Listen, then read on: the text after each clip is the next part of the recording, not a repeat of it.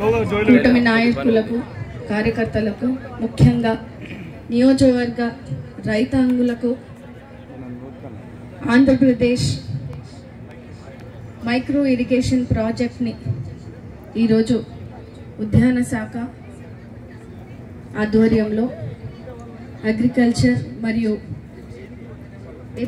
APMIP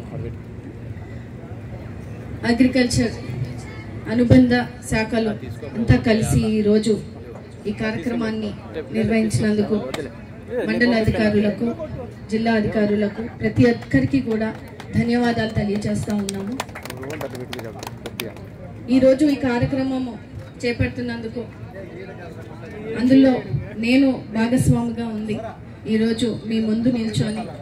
రైతులకు అండగా ఉండే కూటమి ప్రభుత్వాన్ని, ముఖ్యంగా మన ముఖ్యమంత్రి శ్రీ నారా చంద్రబాబు నాయుడు గారు